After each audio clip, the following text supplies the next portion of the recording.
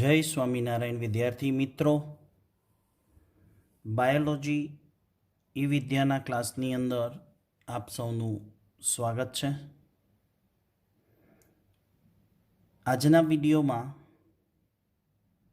બાર science chapter number 2 સપુષ્પ વનસ્પતિમાં લિંગી પ્રજનન એનો આપણે અભ્યાસ કરીશું. ક્વેશ્ચન કૃત્રિમ સંકરણ. ક્વેશ્ચન પૂછાય 3 થી 4 માર્ક્સમાં કે કૃત્રિમ સંકરણ સમજાવો. જેમ આપણે કુદરતી રીતે પ્રોસેસ શીખ્યા કે વનસ્પતિમાં ફલન ક્રિયા માટે પહેલાં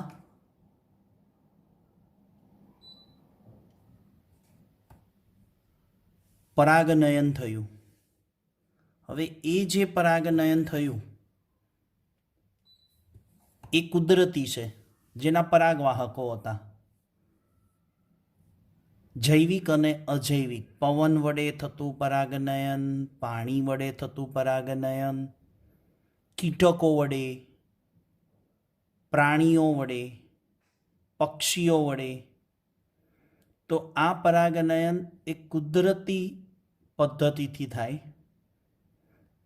અહીંયા આપણે કૃત્રિમ પદ્ધતિથી પરાગનયન કરાવવાનું, જેને કૃત્રિમ સંકરણ પદ્ધતિ કહેવાય. એક કૃત્રિમ સંકરણ એટલે એક પુષ્પની પરાગરજ બીજા પુષ્પના પરાગાસન ઉપર આપણે મેન્યુઅલી લેબોરેટરી થ્રુ પ્રયોગ કરીને મૂકવાની. એટલે આ કૃત્રિમ સંકરણ પદ્ધતિમાં 2 સ્ટેપ છે. એક વ્યંધીકરણ, એટલે ઇંગ્લિશમાં એને ઇમેસ્ક્યુલેશન કહેવાય, અને બીજું છે કોથળી ચઢાવવી, એટલે કે બેગિંગ કરવું. પદ્ધતિના મુખ્ય 2 સ્ટેપ વ્યંધીકરણ અને કોથળી ચડાવી, ઇમેસ્ક્યુલેશન એન્ડ બેગિંગ. આ વિશે 12 સાયન્સના પ્રયોગની અંદર પણ તમને આ પ્રેક્ટિકલ તરીકે આવશે. તો પહેલું સ્ટેપ લઈએ, વ્યંધીકરણ, ઇમેસ્ક્યુલેશન. ઇમેસ્ક્યુલેશનમાં શું કરવાનું કે જો દ્વિલિંગી પુષ્પ હોય, એટલે કે ઉભયલિંગી પુષ્પ. કોને કહેશો ઉભયલિંગી પુષ્પ? જેમાં પુંકેસર અને સ્ત્રીકેસર એમ 2 પ્રજનન તંત્ર આવેલા હોય. હવે વ્યંધીકરણની જે ક્રિયા છે, એટલે કે ઇમેસ્ક્યુલેશનની જે પ્રોસેસ છે, એ માત્ર ને માત્ર દ્વિલિંગી પુષ્પોમાં જ કરવાનું. હમણાં તમને ખ્યાલ આવશે કે કેમ દ્વિલિંગી પુષ્પમાં જ કરવાની. તો કે છે ઇમેસ્ક્યુલેશનમાં કરવાનું શું? પુંકેસરનું પુષ્પમાંથી દૂર કરવાની. એટલે જે પુંકેસર ચક્ર છે એને ચીપિયા અથવા કટર વડે, સ્કાલ્પેલ વડે, અથવા તો સીઝર વડે, કાતર વડે, જે તે દ્વિલિંગી પુષ્પ છે એમાંથી જે પણ કંઈ પુંકેસર ચક્રો છે એ પુંકેસર ચક્રને દૂર કરવાની પદ્ધતિ, એટલે ઇમેસ્ક્યુલેશન, વ્યંધીકરણ. રાઈટ? સમજણ પડી? તો હવે દ્વિલિંગી પુષ્પ હોય કે જેમાં પુંકેસર અને સ્ત્રીકેસર છે, એમાંથી તમે બધા પુંકેસરને દૂર કરી દો, તો હવે પુષ્પમાં વધ્યું શું? માત્ર કયું પ્રજનન તંત્ર? સ્ત્રીકેસર જ વધે ને. એટલે ઇમેસ્ક્યુલેશન એટલે કે વ્યંધીકરણ એટલે ખ્યાલ આવી ગયો. તો વ્યંધીકરણની ઘટના શું એકલિંગી પુષ્પમાં થાય કે જેમાં માત્ર પુકેસર હોય, જે નર પુષ્પ છે, અને જે માદા પુષ્પ છે જેમાં સ્ત્રીકેસર ચક્ર જ માત્ર આવેલું છે, એની અંદર વ્યંધીકરણ ઘટના શક્ય છે? ના, કારણ કે એ ઓલરેડી એકલિંગી પુષ્પો છે. તો વ્યંધીકરણની ઘટના ખબર પડી ગઈ. માત્ર ને માત્ર કયા પુષ્પોમાં કરવાનું?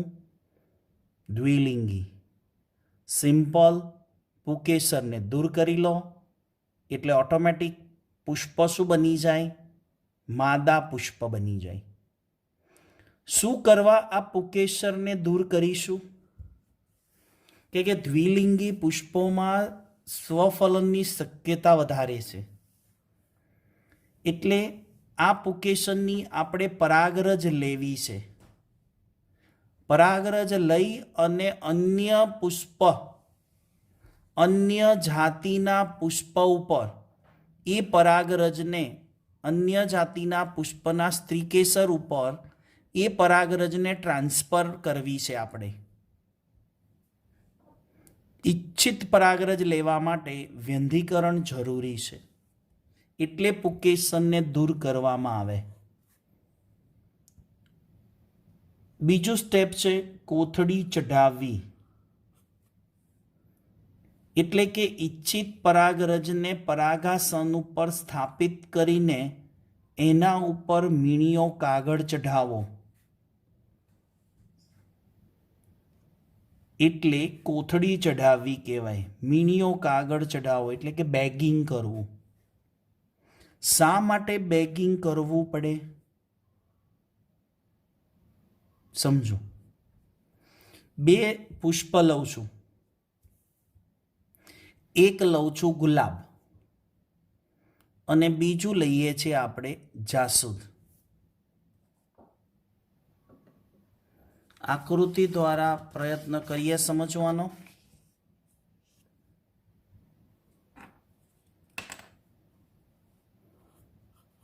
આપણે લઈશું ગુલાબ અને બીજું લઈએ જાસૂદ. ઓકે. ગુલાબનું જે પુષ્પ છે અને આ જે જાસૂદનું પુષ્પ છે,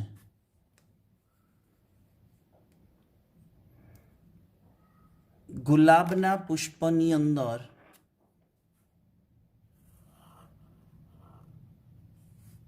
આ પુકેસર, જાસૂદના પુષ્પમાં આ પુકેસર,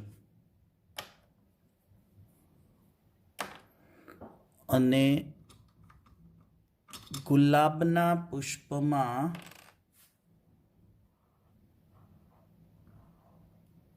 આ સ્ત્રીકેસર,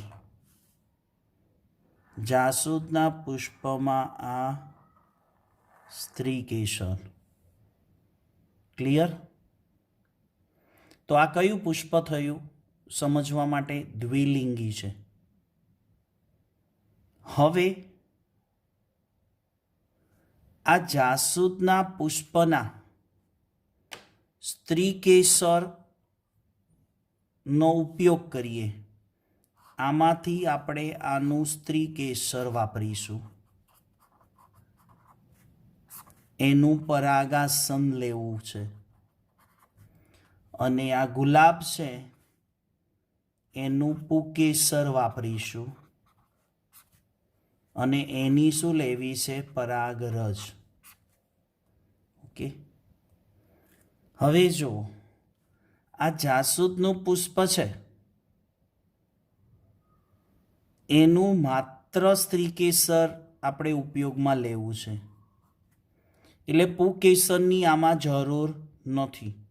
જો પુકેસર આપણે રાખીશું તો આ પુકેસરની પરાગરજ આ સ્ત્રીકેસર ઉપર પડવાની સંભાવના છે. દ્વિલિંગી છે એટલે સ્વફલન થવાની શક્યતા વધી જાય છે. તો એ તો સ્વાભાવિક છે કે નવું પુષ્પ આવશે ને એ જાસૂદ જ આવશે ને. અને આપણે શું કરવું છે? આ બંનેનું સંકરણ કરવું છે. સંકરણ એટલે આપણે એવું જાસૂદ લેવું છે, એવું જાસૂદ મેળવવું છે જે ગુલાબ જેવું હોય. એટલે ગુલાબ અને જાસૂદ બંનેના લક્ષણો આવે ને એવું નવું પુષ્પ તૈયાર કરવું છે. ઓકે, તો હવે આ જાસૂદના પુષ્પમાં પુકેસર ચક્રને વ્યંધીકરણ કરી દઈશું. એટલે આ જાસૂદના પુષ્પમાં જેટલા પુકેસર છે ને એને આપણે દૂર કરી દઈએ. ઓકે, અને આ બધી પ્રોસેસ ક્યાં કરવાની? બગીચામાં જઈને કરવાની મિત્રો.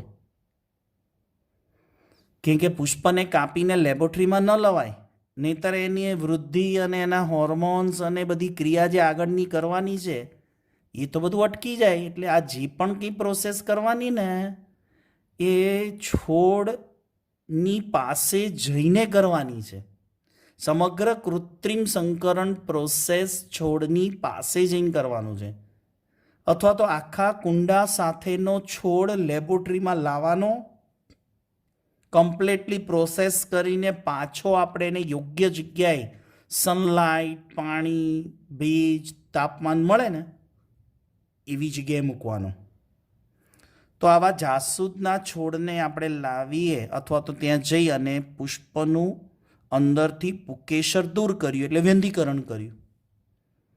પછી શું કરવાનું? તરત જ, બહુ ઇન્ટેલિજન્ટ કામ છે આ, તરત જ આ જાસૂદના પુષ્પ ઉપર આપણે બેગ ચડાવી દેવાની, કોથળી ચડાવવાની.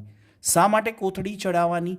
આ પ્રોસેસ ક્યારે કરવાની? જ્યારે જાસૂદનું પુષ્પ ખીલે ને, ખીલે એટલે એની પાંદડીઓ આમ ખીલે ત્યારે આ પ્રોસેસ કરી દેવાની અને તરત જ આપણે એના ઉપર કોથળી ચડાવવાની. પહેલું વ્યંધીકરણ કરી દીધું, પછી સેકન્ડ નંબર કોથળી ચડાવી દીધી.